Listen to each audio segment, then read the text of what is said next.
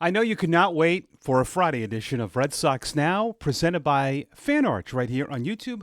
I'm your host, Mike Antonellis. We've made it to Friday. The Red Sox are on the road for a big trip. Dave O'Brien's right. Two great teams, Kansas City and those Tigers, who I really like. One of the teams I think that people aren't talking about. I'm Mike Antonellis, one of the radio and TV broadcasters for the Worcester Red Sox. Make sure to follow my socials at the Radio Mike. I have this TikTok video right now that has gotten almost 20,000 views. It's Chase Mydroth. Part of it is him getting called up, and then part of it was a ball hitting him on the head the other day. So it's in the algorithm. So random. It's a Chase Mydroth at bat from Worcester last year. All right, we'd like you. We know this is going to be a big show today. We know people were chomping at the bit to get at it. Comment, subscribe, and share. And your comments, I think we're going to have a lot of comments today with the you-know-what news. All right, first and foremost, Red Sox, another rubber game. They win this 5-0 on Thursday afternoon. You love those getaway day wins. I thought Brian Bayo at times pitches like a guy that does not throw hard. He really looked like he throws 96, 97. He looked like he was pitching like a crafty lefty. Way too much nibbling. 5 walks. Still got through it. No runs. Did not get the win. Only lasted 4 2/3. But Alex Cora said they are definitely going to tweak some things, but he needs to be more aggressive. Boy, he the way he pitched to Jock Peterson and a lot of those good hitters was just pitching away from contact too much. And I just think he's got good enough stuff where he can go after those guys. But good game for the Sox. The bullpen was excellent. Devers, 2 for 3 with a home run as the Red Sox take 2 of 3 in that series. We'll get right to it. I mean, the news, he won't play first, so what's next? This is pretty alarming. I'll read the quotes. They had the conversation with me. Devers said through team interpreter Davis and Perez, I don't think for me personally it's the best decision after they asked me to play a different position, and I only had 2 months playing this position to all of a sudden have me try to play another. So from my end, it doesn't seem like a good decision. Okay. Kyle Schwarber learned it. Mike Napoli became a Gold Glover. I just think it comes down to this. Devers doesn't want to do it. Or he's just trying to play, I don't like what you did to me, but I don't know what a lot of these conversations are. And through the interpreter, some people are saying that through the interpreter, some of these quotes are not right. So who knows? After the Red Sox beat the Rangers 5-0 on Thursday, Devers said the club came to him. It was after he didn't, not after the game yesterday, but it was after the Casas injury. This is what he said. They came to me and talked to me about it, Devers said. I know I'm a ball player, but at the same time, they can't expect me to play every single position out there. They're not. That's a fabrication.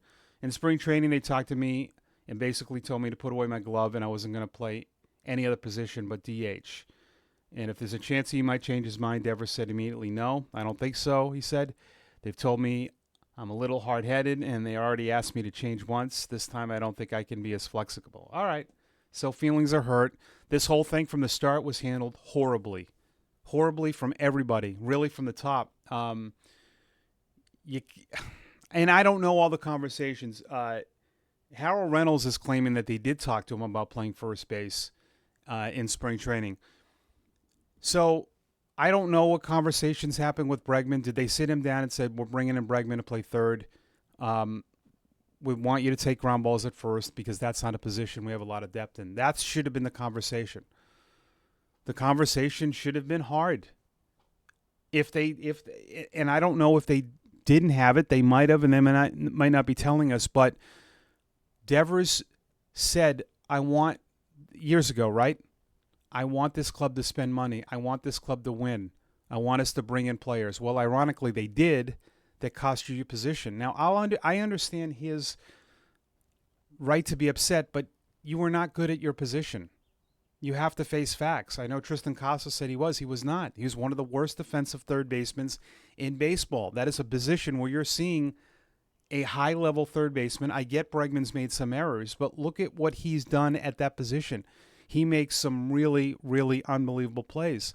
You cannot have that position continue the way it was defensively. Facts are facts. I mean, so from Devers' point of view, he has to understand that. I don't know how this whole thing was handled, but they should have had him take ground balls knowing that position. You had to think, what happens if Casas gets hurt? And maybe they did, and maybe he said no back then. I don't know, but it just seems like this whole thing is kind of crazy. I do think, though, when it's all said and done, he's going to be okay with it. I think he's going to want to be back on the field because this is a bad look for him. It really is. The big reason the Red Sox want to do this is a path to Roman Anthony getting to the big leagues. So we'll just see how this drama plays out. We want, of course, your comments. Hey, the Pen had a great day, by the way.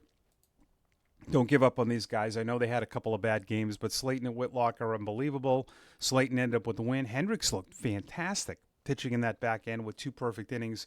So something that I've talked about on this show on earlier episodes when we broke down this team at the beginning, your ability to have potentially 4 lockdown relievers, Chapman, Hendricks, Whitlock, Slayton, and now if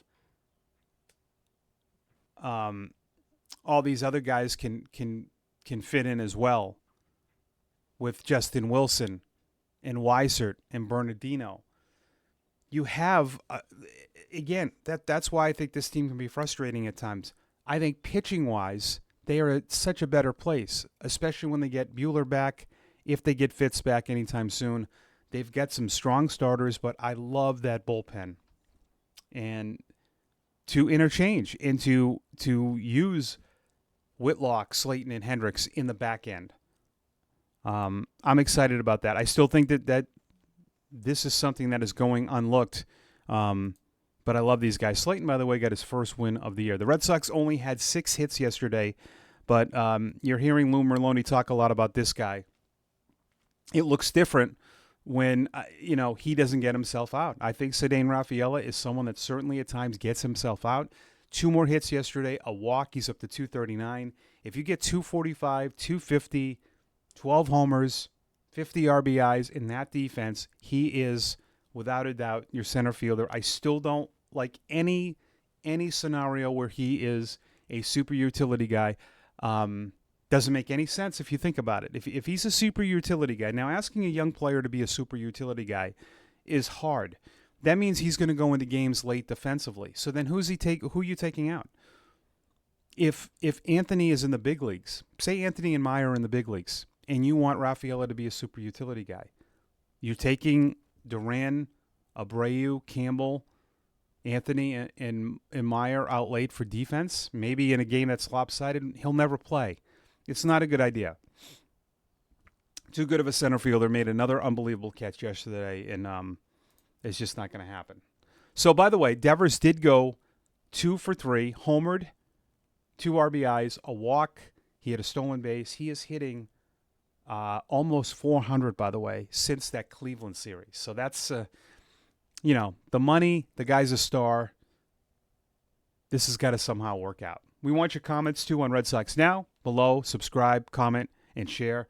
And we know you'll have a great Friday as the Red Sox will be in Kansas City over the weekend. So I'm Mike Antonellis. Thanks for watching Red Sox Now, presented by FanArch right here on YouTube.